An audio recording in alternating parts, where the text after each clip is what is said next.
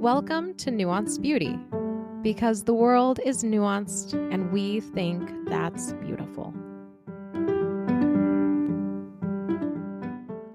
Hi guys, welcome back to Nuanced Beauty. Let's talk about socks, baby. Let's talk about losing socks. That's right, ladies and gentlemen. Today in the Zagat household, tragedy struck as a single purple sock was found in our dryer, and we could think of nothing else to do than sit down in front of our microphones and just process out loud this great hardship that we need to undergo. So Christina, if you could just walk us through from your perspective, just say, what are you know, where are you right now? Thanks, honey. So this episode is definitely going to capture the spirit of nuance. And hopefully I will find the beauty in the midst of processing here. But I am calling this episode, what do you do when you only find one sock in the dryer? Like, how do you react to a single sock? How do I live with one sock? Yeah, and that's pretty much what happened today. So this is a spiraling thing, mind you. Like this finding one sock led to me having an internal reaction of like, everything has been incomplete lately. Everything I touch is not able to be finished. It's left hanging, and just finding one sock is just like, it is the metaphor for my life. The sock that broke the Christina spirit. Yeah, it is the sock that broke the spirit.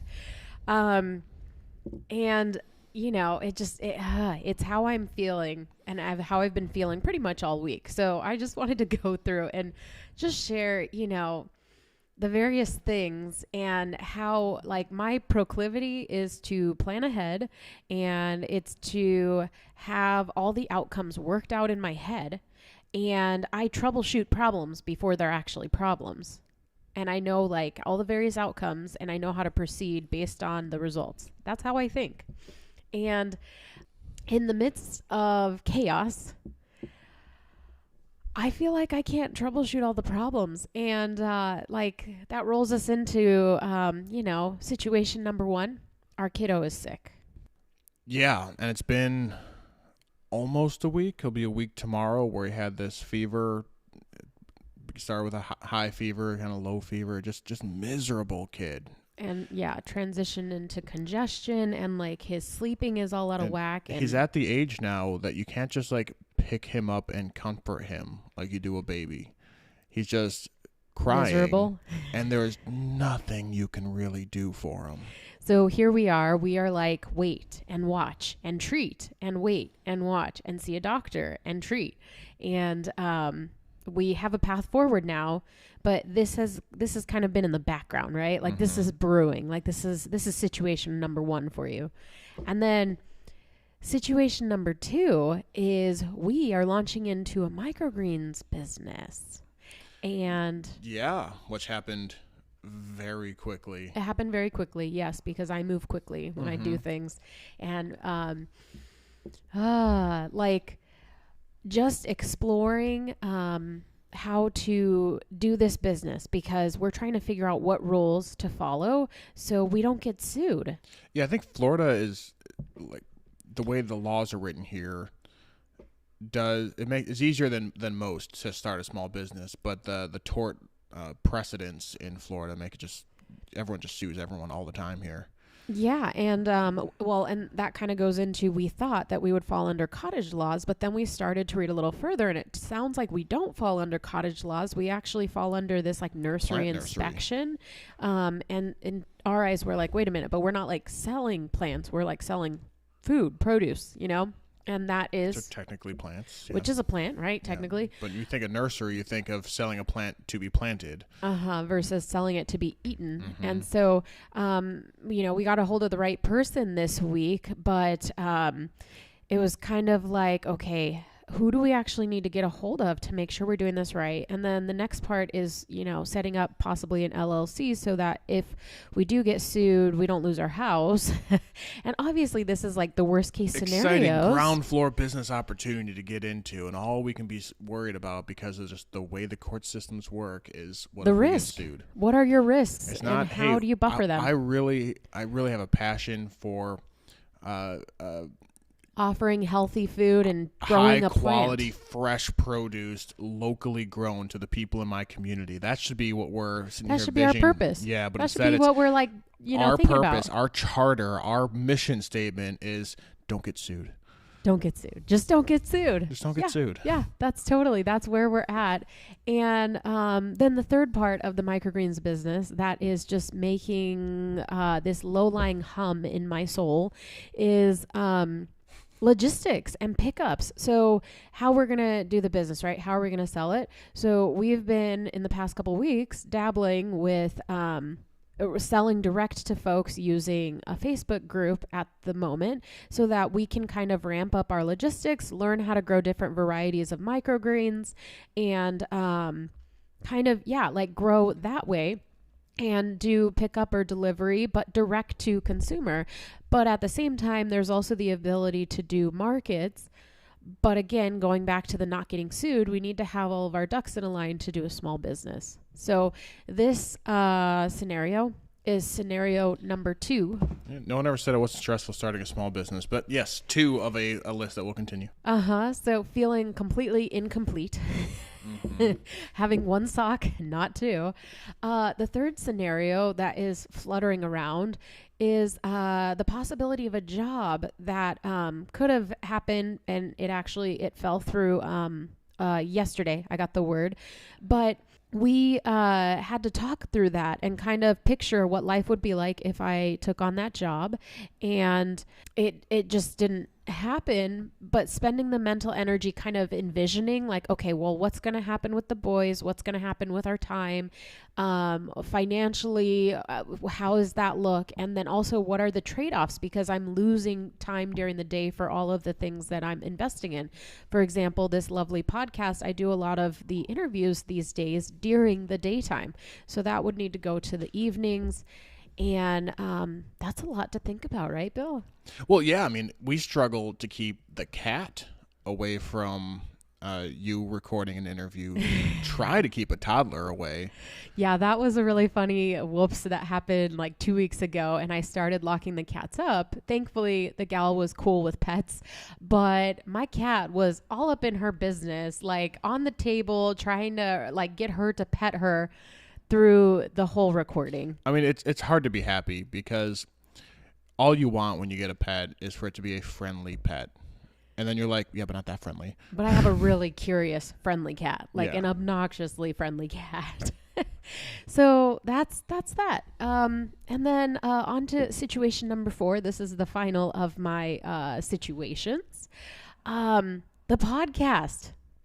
So I got an email 2 days ago.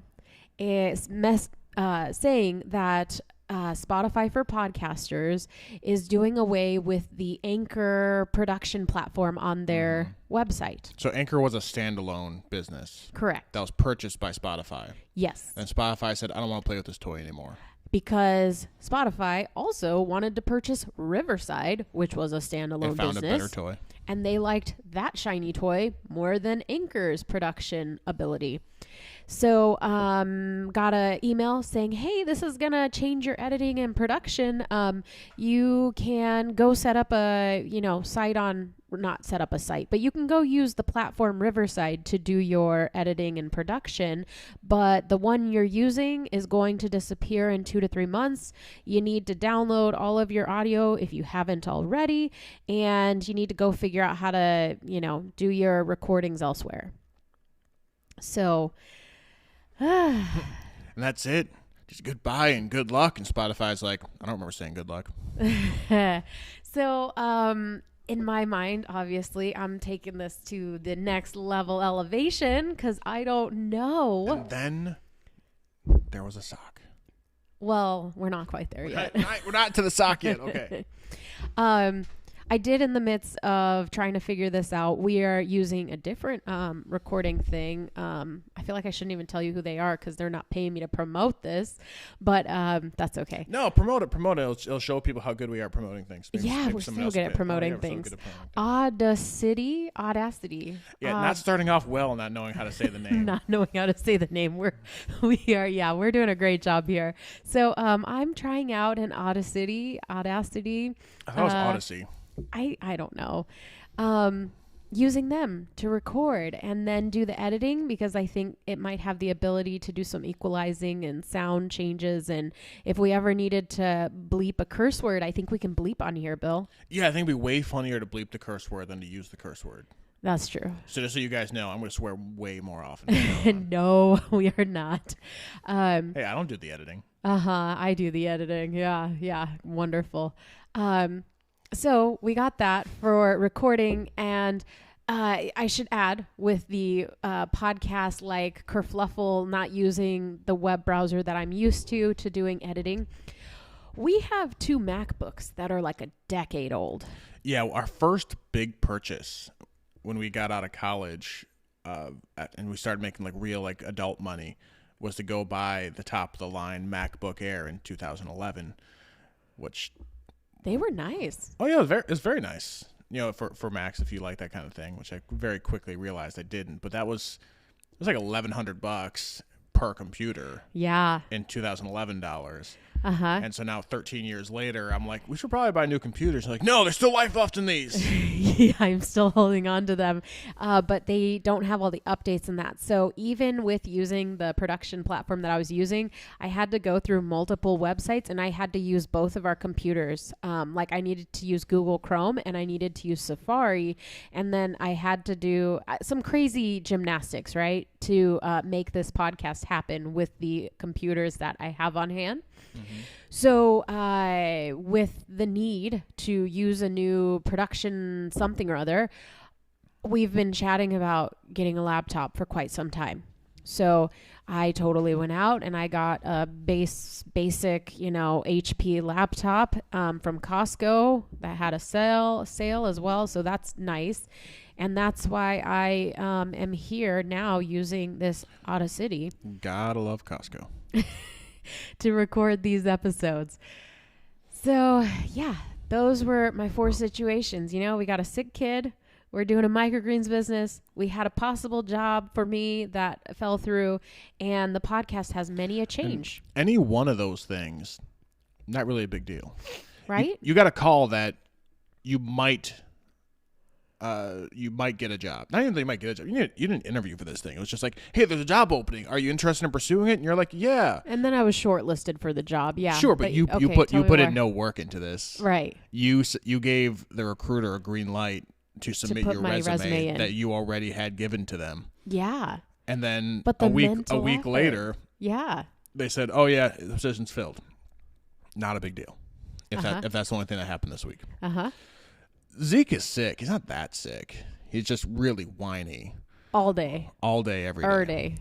And this is going down a different path, but I saw an Instagram reel the other day that it said the things in your kids that trigger you are the feelings in your kids that trigger you are the feelings that you were not allowed to have growing up. Oh. I wasn't allowed to be sick growing up. It wasn't a thing. So you're feeling it. I was sick all the time. All the time I was sick, but I didn't say anything. How would you even do that? Yeah. So it again, stands out to you. It stands out to me, too, to be kind of a tense spot. Yeah, that's my only source of tension with this right now, in fact. But he's 7, so you give him his Switch and a Harry Potter movie, and he more or less is gone for the day, Yeah, like he is he is entertained until he's feeling a little crummy, and then he gets a little whiny, and then we have to help out, and... Like, we're parents. We're supposed to do that. That's our job. And it's not like it's a baby where you just cannot set them down for days on end. No, it looks very different for him to be sick than when he was like a toddler or infant. So again, in terms of like actually time spent on the problem, not a lot of time spent on the problem. Yeah. So now let's fast forward to this lost sock. The lost sock. How much time was spent in my mind on this lost sock? Too much. Yeah, I mean, you said at the top that what you do is think of all the problems and all the solutions to those problems. Yes. And the habitual solving of problems that do not yet exist, I think, is the textbook definition of anxiety. Maybe. I think so. I don't know. I mean, I think people are anxious from people, and people are anxious for... I think people are anxious from some people, and oftentimes those people are themselves. And I think that's the case for you. Well, thank you. Thank you for that diagnosis. Anytime. The thing is, I'm not usually this anxious, so it just stands out because usually I can hold on to the false sense of control for the future. But how do you react Well, it was when funny you have lost a sock? because you were folding, we were folding laundry together. So I was in the closet hanging something up, and you said, "Hey, there's a missing sock," and I said, "Oh, which one?" Because you expect there to be a missing sock. Well, because not all of our laundry fit in one load. It was split between two loads. When I folded laundry yesterday with the first load, I had two missing socks: one dress sock, one black athletic sock. So I was expecting one or two single socks, and when it came out, it was a purple sock, and I don't have purple socks. Yeah. So it still wasn't the right so sock. it still wasn't the right sock. And now I don't know what happened to those two socks, but I'm sure I'm sure it'll turn up, because here's the thing.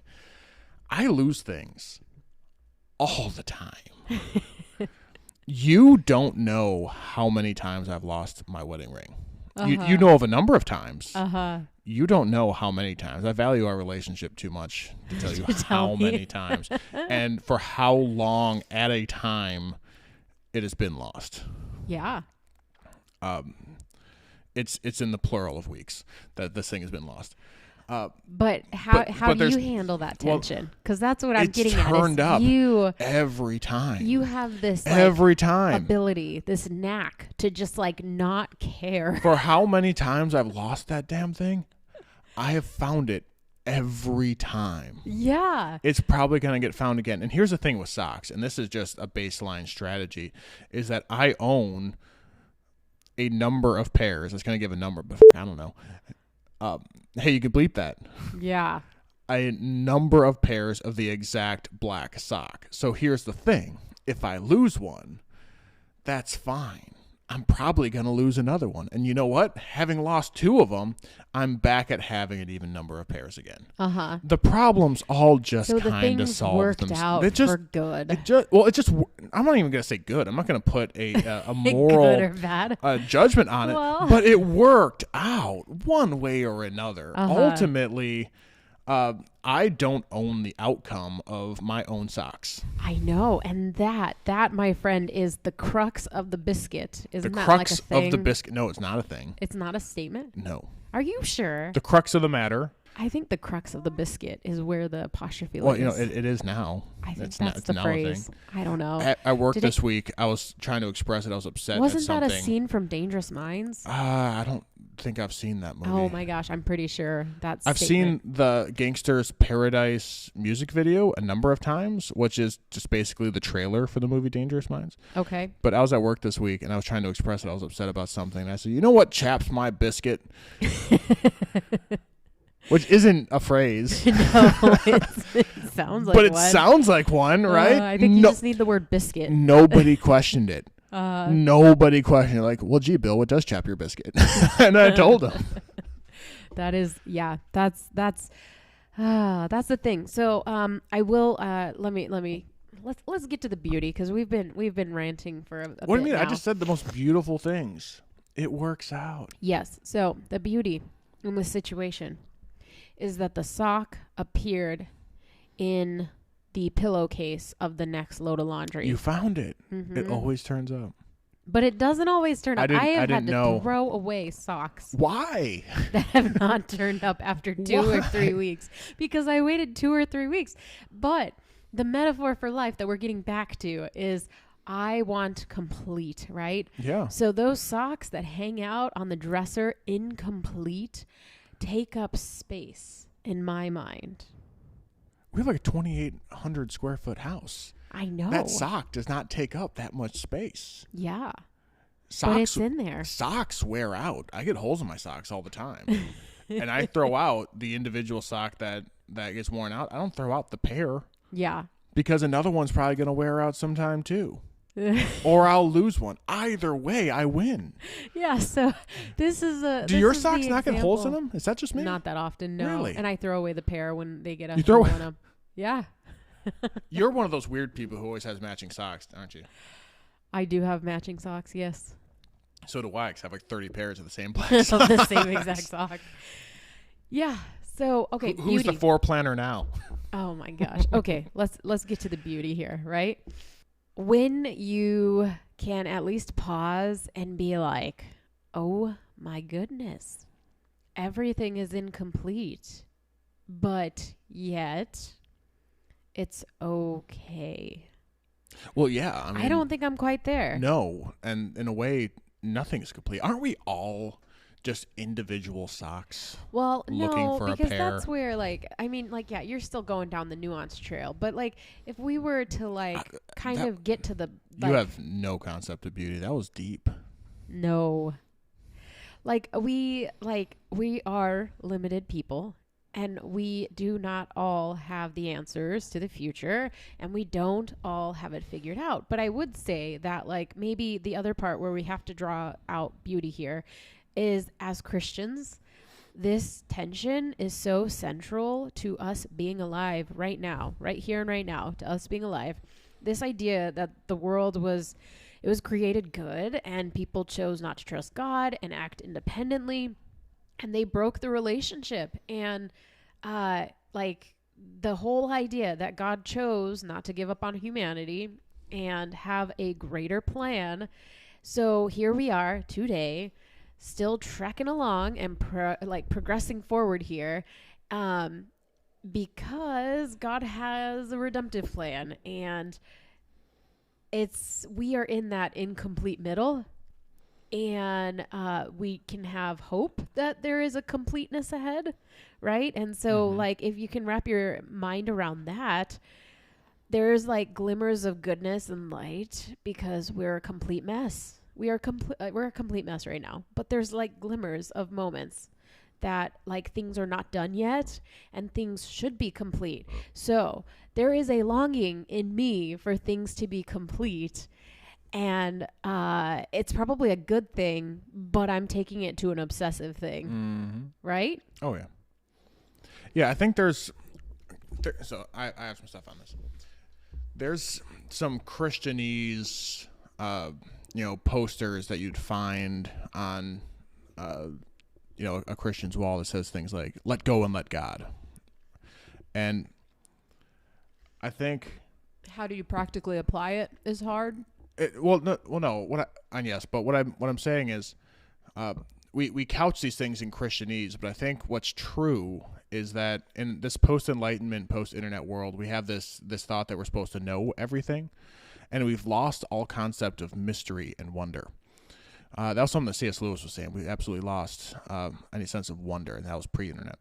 I think the beauty is in that mystery.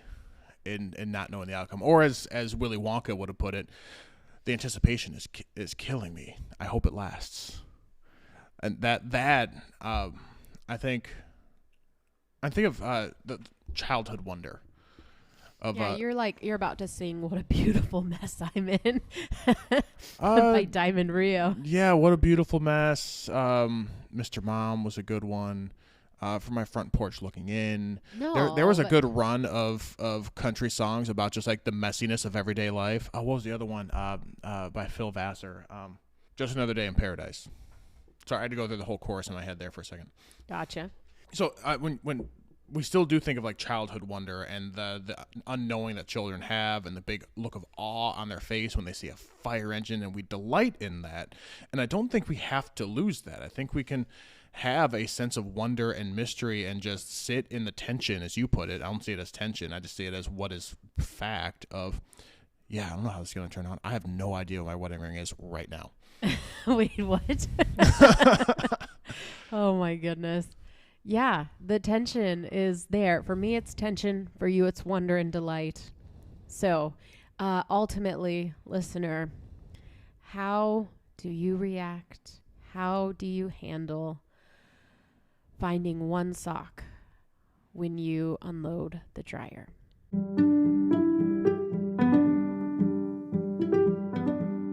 Thanks for joining us today. I hope you enjoyed this episode, and in the spirit of nuance, I hope you found something that you could agree with and you could disagree with, and still choose to lean in. Give us a follow, rating, and review, and consider sharing this episode with a friend to continue the dialogue and help us grow.